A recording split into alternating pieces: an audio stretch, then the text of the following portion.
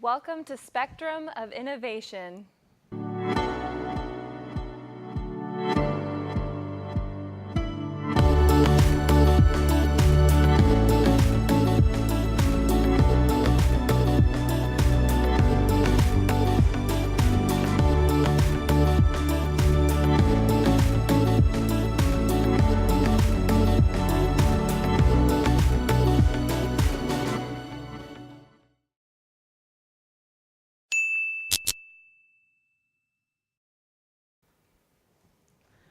Hello, my name is Jessie Bobby, and this is Spectrum of Innovation, your trusted news and information source for Riverside County. This is our 5th episode, and we hope you'll be able to stay with us for the whole show. If you can't, know that the entire show, as well as individual segments, will be available on our website, spectrumofinnovation.org. If our first 4 episodes slipped by you, you can view them on our website, and be sure to subscribe to our YouTube channel where we post weekly updates from our SOI training crew. So we start off the show with the spotlight of the week. They say the best way to the stomach, to the heart, the best way to the heart is to the stomach. And the folks at Culinary Creations definitely agree with this idea. And they've started a special program that's sure to have you hungry for more. We sent the SOI team out to find what's cooking. We're standing here in Old Town Temecula, and this is Culinary Creations. It looks like a typical cafe where you can grab a pastry and coffee, but in reality, it's so much more. Originally, Culinary Creations was based at Oak Grove, a center that treats youth with behavioral and psychological issues, along with those who are disadvantaged and have special needs. Then last December, they got to open a storefront in a spot loaned to them out of the generosity of Bernie Truex of Truex Development. This means a big opportunity for everyone involved to get a taste of what running a cafe is really like. Tell me a little bit about Culinary Creation. Culinary Creations is actually a program of Oak Grove Center, and we're so happy and proud to be here in Old Town. We've been working with Culinary Creations really since 2013, but being in this shop is new since January. We're preparing youth for the world of work, and it's really exciting to see some of the youth we have on campus coming, learning job skills, hospitality, culinary, how to bake, just all kinds of different roles. This is actually a very big upcoming industry is hospitality jobs.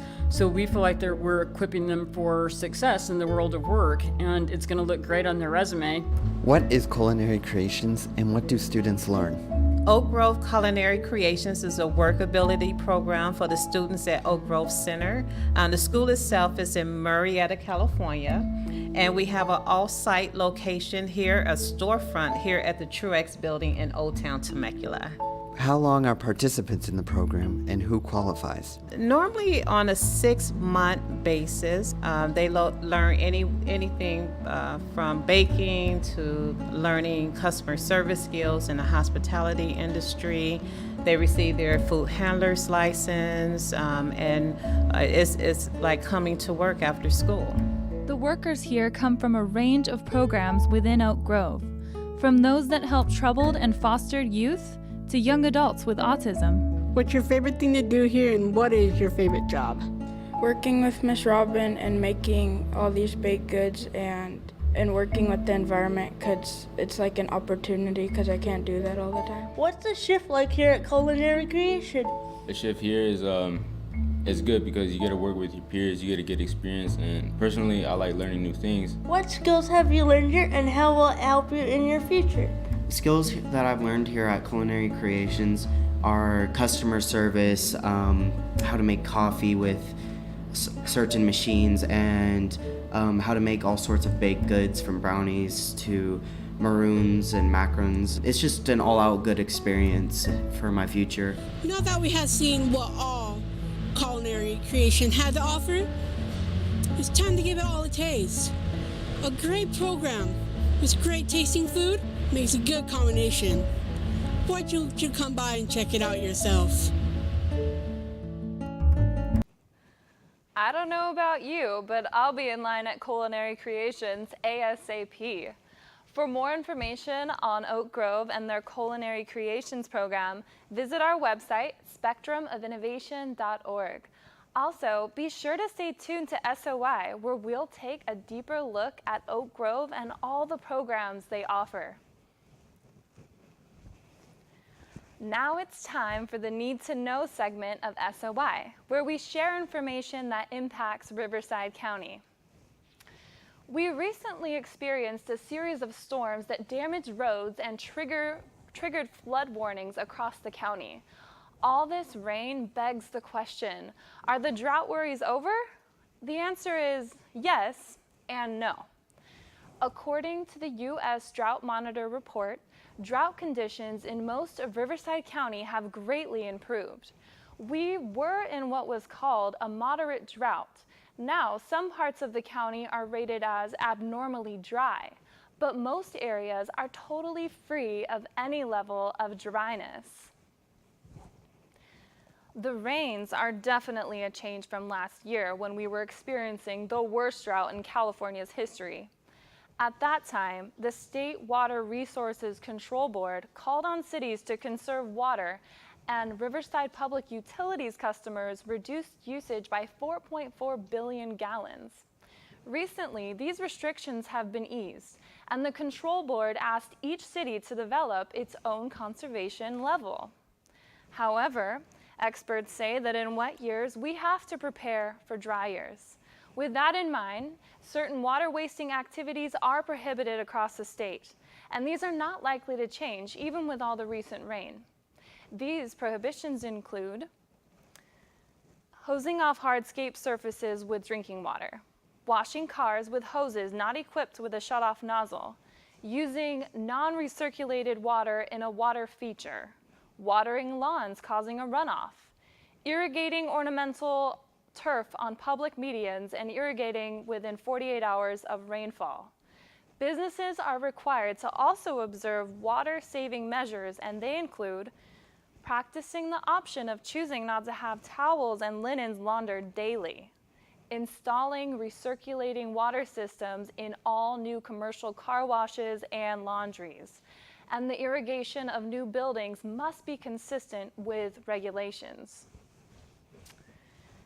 If you see water waste happening in Riverside County, you can call 311 to report it. For more about what you need to know about Riverside County drought conditions and water restrictions, go to our website where we've posted all the links to the information we shared in this segment. Here at Spectrum of Innovation, we are all about the latest on Riverside County. But sometimes you have to know where you came from to know where you're headed.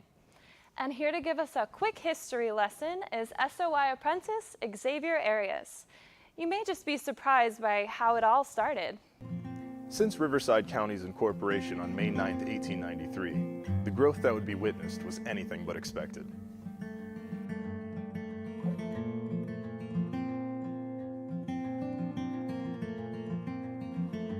At the time, only 3 cities stood within its bounds. Riverside had formed in 1883, followed by San Jacinto and Lake Elsinore in 1888.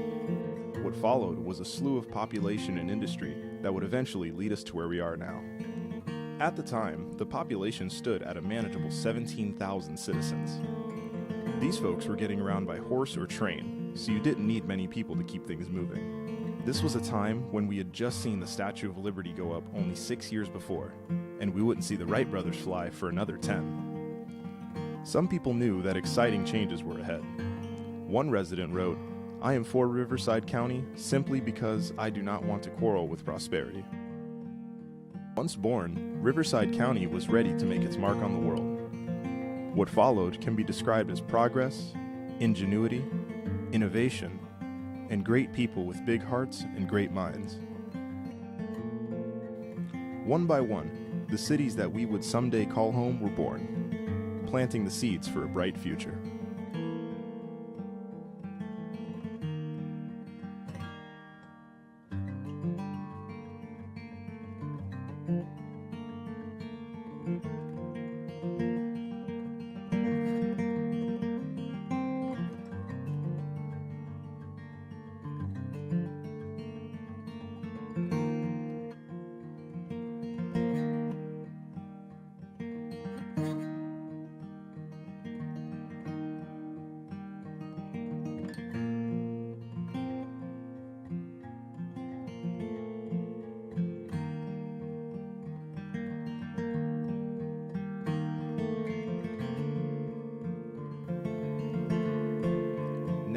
125 years later, and as the 10th most populous county in the country, Riverside County is alive and well.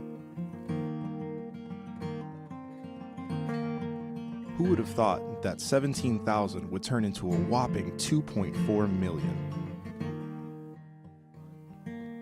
The county is a world leader in clean air research. This, along with investments in the solar field, mean that Riverside County is progressively moving forward. And our universities and medical training will allow the next generation to thrive in a way we'll have to see to fully appreciate. Let's see what the next 125 years can do for us. The history of the future is being written now.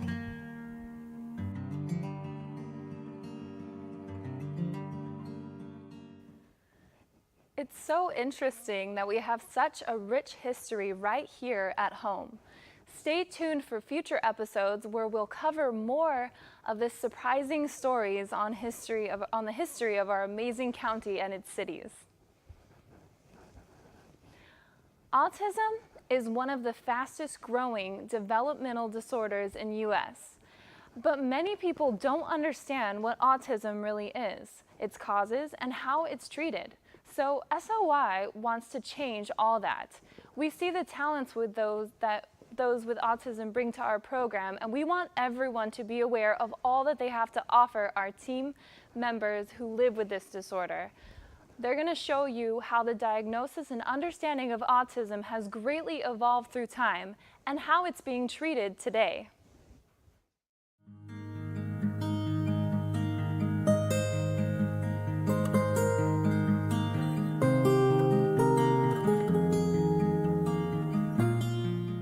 The word autism comes from the Greek word autos, which means self.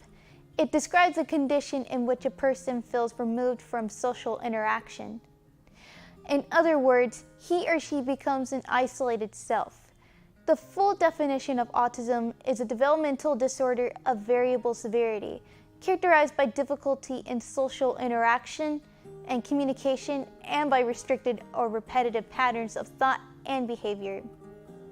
The earliest well-documented case of autism goes back to 1747. Hugh Blair of Bourg was in an arranged marriage, and his brother sued to annul the marriage due to Blair's mental incapacity. The court documents describing Blair shows that he had autistic symptoms.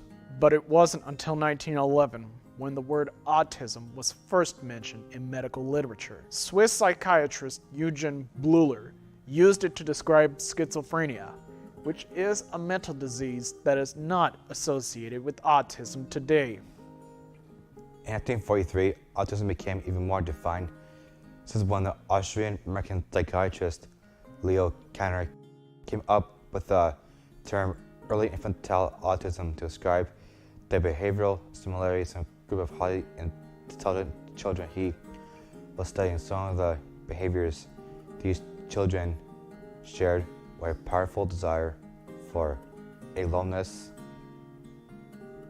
and an insistence on sameness. A year later, in 1944, the Austrian pediatrician Hans Asperger published an article identifying autism as a communication disorder. He noted patterns of behavior that included a lack of empathy, little ability to form friendships, one-sided conversations, intense absorption in a special interest, and clumsy movements. Asperger also noticed that some of the children he identified as being autistic used their special talents in adulthood and had successful careers. In 1980, infantile autism was given its own category in the Diagnostic and Statistical Manual of Mental Disorders, otherwise known as the DSM. This designation is very important since mental and health professionals use the manual to determine a patient's diagnosis. In 1987, infantile autism was expanded into autism disorder and finally given a set list of diagnostic criteria. In 2013, the DSM grouped different types of autism into one category: autism spectrum disorders. 1 in 59 children being born now get diagnosed with autism. This is partially attributed to better diagnosis, but not entirely. In the last 40 years, we have seen a 1000% increase in autism. And just as the understanding of autism has changed over time, so have the theories of what causes it. When Leo Kanner identified autism back in 1943, he noted the lack of warmth among the parents of autistic children. This gave rise to the refrigerator mother theory, which blamed uncaring parents and traumatic childhood experiences. Bernard Rimland, a psychologist with an autistic child, disputed the refrigerator mother theory. In 1964, he published an important paper that showed autism being the result of a neurobiological malfunction. Then, in 1977, Susan Folstein and Michael Rudder published the first study of twins with autism, which showed that genetics definitely play a role. In 1998, a tiny study was published that supposedly showed that the measles, mumps, rubella vaccine causes autism. This study turned out to be almost entirely fraudulent, but its impact is, unfortunately, still felt today. What we do know is that there are about 100 genes that increase the risk factor for autism. Scientists have also identified environmental factors such as prenatal exposure to toxins, parental age of conception, maternal nutrition, and infection during pregnancy. As our understanding of what causes autism has developed, so have the treatments. In the 1920s, autistic children were exposed to electric shock therapy and put on special diets. In the 1950s, parents were blamed for being distant, so the common approach was to remove the child from the parents for long periods of time. In the 1960s and 70s, treatments consisted of LSD, electric shock, and behavior modification that focused on pain and punishment. Wow, things sure have changed. These days, the gold standard treatment for autism is applied behavior analysis, otherwise known as ABA. Here with me on the subject is Taylor Heinsohn, who is going to tell us more about this treatment and how it works. Welcome to SOI, Taylor. Thank you so much for having me. What is ABA and how effective is the treatment? ABA stands for Applied Behavior Analysis. It's been around since the 70s, so over 45 years of evidence-based practice that helps us understand why behavior is happening and what we can do to change what's happening before and after behavior to change that behavior. That's great. It's a really effective treatment. And how will ABA work when other treatments in the past didn't? Really good question. It works consistently across the lifespan, across all different types of diagnoses, across all different ages. Sometimes it's even used with animals and pets. It's very common in dog training because it is reinforcing behavior that we want to see increase in the future, and then we want to decrease excessive behavior that's inappropriate. And what should everyone look for to ensure their ABA program is being done properly? You really want to look closely at the data. Because ABA is a science, we analyze the data constantly. So it's ongoing intervention change based on what the data is telling us. If the data is going the direction we want it to go in, we continue treatment. If it's not, we change the intervention. That sounds pretty good. And that is all for today. Thank you for coming and giving us info on the subject. Thank you so much for having me. Thank you. Back to you, Jesse. Thank you, team, for bringing us this information. There's a lot to know about autism, and we'll have another segment about it in April, which is Autism Awareness Month. In the meantime, go to our website where you can delve deeper into the history of autism and learn about applied behavioral analysis. Now it's time for the Hack of the Week, where we share useful tips that make life easier. SOI team member Thomas Cameron Stewart is here to show us some clever tricks that will keep your cash safe.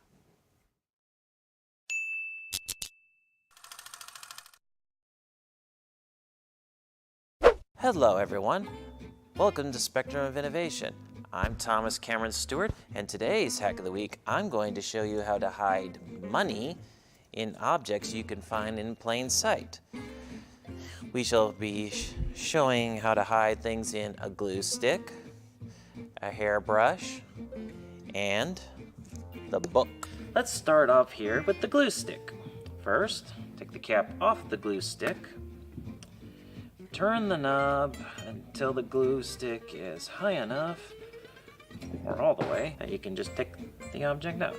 Take the money, roll it up, slip it in, cap it, and ta-da! The next object will be a hairbrush. First, pull the base of the brush with the teeth off a little bit. Then you can fold or roll your money, place it inside the body of the brush, then slip it all inside, and there you have it.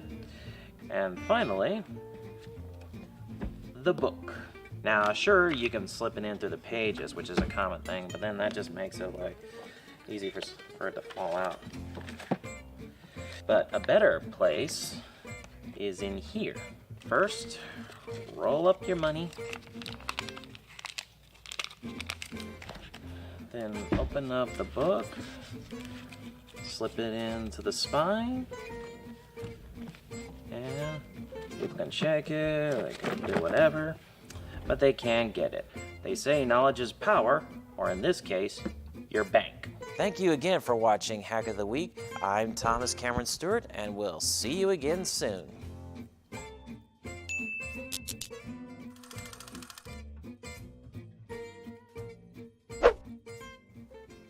Thank you, Thomas. Those are great ideas that I never would have thought of doing. We have links to this information on our website. Check it out. As the new host of SOI, I'm quickly learning all about the show and JDS Creative Academy, the people who bring you SOI. From the first day I arrived, I heard about DigiFest Temecula, an exciting 3-day event held at our studios that celebrates digital media in all its forms. But there's a lot more to it. So let's dig into DigiFest and see what it brings to our community.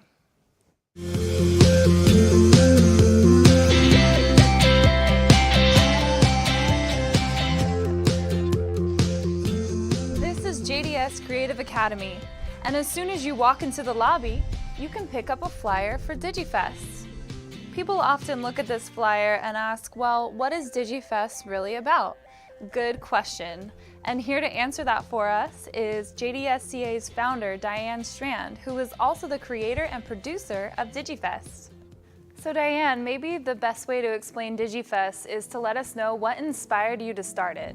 Well, I was really involved in the Temecula Film Festival when it was here in town for several years, and then it went away and there was kind of a void left, and I started thinking about what could we do to really get the community back involved in the arts, and we were a creative academy and a digital creative academy, so I came up with the DigiFest concept and bringing digital media here to the Temecula Valley. Wow, it's wonderful. It's a wonderful way to get the community of these digital creators together. Yeah, that's what I love, is because it really incorporates everyone, whether it be students, amateurs, professionals. Right on, it's going well. So this is actually the 3rd year doing it. So what can we expect this 3rd year? Well, we've really raised the bar. We have some amazing industry professionals coming out, which is going to be really exciting, from Emmy Award-winning actresses to music industry, the gaming industry. We have cinematographers, animators. I'm really excited. It seems to also be maybe the year of the woman. We have a lot of women in the digital world and digital media, so we're raising that bar. As it turned out, the community was ready for an event like this, and the sponsorships fell right into place. Morris, what were some of your thoughts when you heard about having a digital festival in Temecula? I thought it was very exciting. Digital is the wave of the future. We're in a future-forward community. Mount San Jacinto College is very future-forward thinking, and I just thought it was high time that something like that happened. Absolutely, it's like we live in a digital world. Very true. So why does MSJC sponsor our DigiFest? For that very reason, that we are a big part of this community, Mount San Jacinto Community College, and the community is our students, their brothers, sisters, fathers, mothers, neighbors, businesses, and we're a big part of that community and want to support it. The first annual DigiFest took place in 2017 and featured industry professional speakers, entertainment, and a unique digital arts competition. Submissions came from all over and from all ages, with marketing videos, short films, web series, graphics, photography, digital comic books, and 3D design. So what made you decide to enter into DigiFest? Well, from a very young age, I've always been interested in art and drawing. And then when I was 8 years old, I looked at the behind the scenes of Lady and the Tramp and saw how the animators would draw each scene frame by frame, and I wanted to do it myself. Then I took some of my drawings and cut them out to try to duplicate what I saw, but it was very tedious. Then my mom got me my first animation program called Flipbook, and with that I made my first project. Then I heard about DigiFest and thought, well, that would be a good way to show people my work. So how did it feel? Because I heard you won the Digi Award. And I was amazed, because I didn't think it was going to win. It was my first.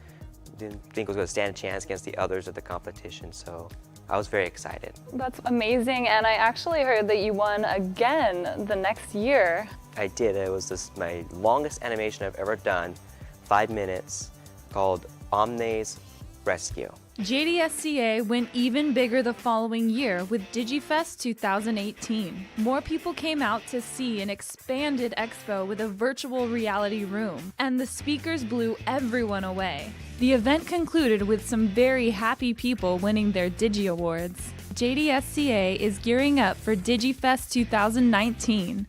What can we expect to experience at DigiFest 2019? DigiFest 2019 is going to be bigger and brighter than before. Friday night we open up with Caddy McLean, who is an Emmy Award-winning actress. She's also an Emmy-nominated writer and producer and director. She's going to be here talking about empowering women into the writing and producing field.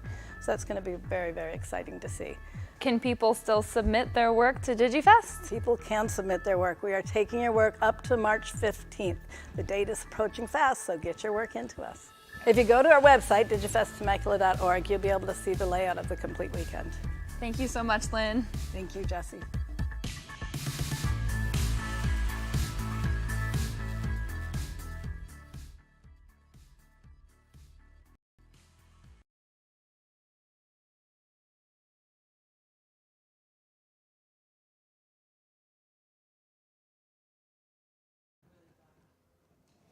DigiFest will be here April 12th through the 14th. You can stay updated on all the events that are scheduled by going to DigiFest's website, digifesttemecula.org, or go to our website, spectrumofinnovation.org, where you can link right to it. And this brings us into our In the Know segment that ensures you're up to date on Riverside County's current happenings, the happenings that affect us all. We've been following the 15 freeway updates, and yes, closures are happening again. This time on the El Cerrito Road and Ontario Avenue on-off ramps, which will be closed tonight and tomorrow night. Detours will be clearly marked. Crews will also be closing the 1591 connectors through tomorrow for road work, and detours will be clearly marked there too. Earlier in the program, we talked about the rain we've been experiencing lately. The storms severely impacted the highways between Hemet and Palm Springs, which will remain out of service for 1 or 2 months. The most seriously damaged corridor is State Route 243 through Idlewild. However, residents and business owners do have limited access, so that should help a little. In Marietta, the heavy rains turned a pothole on Alta Marietta into a huge sinkhole. The Public Works Department says the repair work will start tomorrow. You can still access the nearby shopping centers, but expect detours. Keep an eye out and drive safely, everyone. A lot of rain has fallen where wildfires left a great deal of devastation last year. Yes, bad things like mudslides occur when this happens, but something good also comes. The heat and smoke actually cause a wildflower seeds to germinate, and when this is followed by a good rain soaking, a super bloom usually transpires. It looks like we'll be treated to a show-stopping flower display next month in most of the burn areas. And a few sites will be Anza Borrego State Park and Joshua Tree National Park. Now you can already see a spectacular bloom has started in Lake Elsinore on Walker Canyon Road. City officials ask that everyone please be nice to the flowers in the park and stay in the designated areas. Are you interested in seeing the bloom? We'll post more information about that on our website. Do you like country music? If so, you might want to check out what's happening in Norco on March 16th. Dustin Lynch will kick off the Boots in the Park music series with special guests Tyler Rich, Claire Dunn, and Ross Ellis. Enjoy barbecue and a full bar too. Sounds fun. On March 30th, country music lovers should also head over to Menifee Music and Arts Festival, featuring Grammy-nominated Thompson Square. The day will be dedicated to the celebration of the arts within Menifee, and there will be local arts showing off their crafts, unique food trucks, and more. If rap is more your style, then be sure to save the dates of March 22nd and 23rd. That's when Snoop Dogg will headline Salute the Troops, a music and comedy extravaganza that honors active duty military and veterans. This family-friendly event also celebrates the 100th year anniversary of the historic March Air Force Base. And finally, if you have a teen with special needs and live in Southwest Riverside County, you'll be happy to know that Temecula's Youth Advisory Council is starting its first ever Peer Buddy program. Their goal is to foster inclusion by inviting high school students with special needs to their meetings for food, fun, and games. You can go to our website for more information about everything I just shared with you. That way, you'll be in the know too. And that's all for Spectrum of Innovation today. Be sure to keep an eye out for our 6th live episode on March 28th. You can see all of our updates and special additional footage on our website of spectrumofinnovation.org. You can also visit our YouTube and Facebook pages to see all of our previous shows and clips. Don't forget to subscribe to our YouTube channel while you're there. From all of us here at Spectrum of Innovation, have an amazing month, everyone. SOY out.